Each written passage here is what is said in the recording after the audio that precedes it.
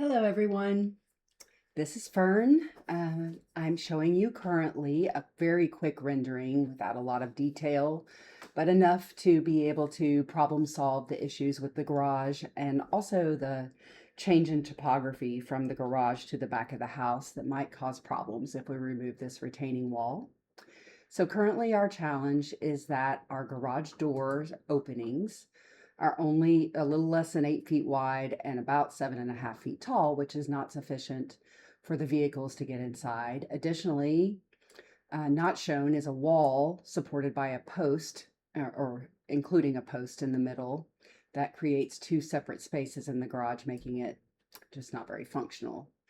So I know in the plans we are going to remove this retaining wall. That causes a problem for stormwater. If we pour the concrete exactly as it is, it's going to leave the driveway above the level of the topography out here.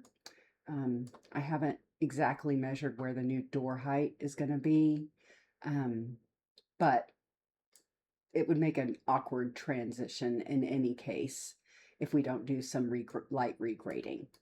So I'm going to flip to this other design that I've been working on to show you my proposed solutions.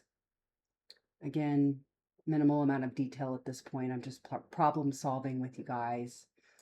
And I'm open to a Zoom meeting altogether or individually. I want to get your feedback. And if you have other ideas that make sense, I want to be able to show you those as well. So this is the proposed solution. You're looking at the blue property line on the outside. This is the 10-foot setback line that's causing the challenge of rebuilding the garage because we're not allowed to do it in its current location. But I believe we can grandfather in a repair, which is what I'm proposing. So first thing the idea that I had while I was on site was to potentially remove the concrete inside of the garage. It's a separate pour from the current footer, concrete block wall footer. There's an open seam. So I'm assuming it's a ribbon footer. And so my proposal is to break up and remove the concrete while we're removing the concrete drive and actually lower the grade around the garage. Maybe not so much on this side as I'm showing, but for certain over here on this side. Actually, of course, it'll have to be on this side too. It's just a little bit higher over here than over here topographically. Anyhow, my solution is to lower the grade in the garage by 8 inches and then build out a little new knee wall kind of footer to support. I wasn't able to dig while I was there. It started raining right as I was leaving, but we'll have to support the footer. The garage appears to be in really good condition. There's a hole in the roof, needs new shingles, little repair, but that old wood inside, it appeals to me. I like old lumber. If you can reuse it, I think it's great for longevity. Um, so in order to open up the garage, my proposal is to remove this 30-inch wide brick wall in the center and replace it with a couple of big posts. These are shown 8 by 8, and then support the interior with some LVLs. I have not, I don't have specific dimensions and such on the garage structure. So in order to really engineer this, architect this, I would have to go and take really specific measurements, but I think this will work to open up the garage and lower the garage. And that gives us almost 9-foot openings on both sides and 8-foot tall openings on both sides. So I believe this would solve the problem of having a functional garage, I believe at much less cost. I welcome feedback on that from everyone at Red Level.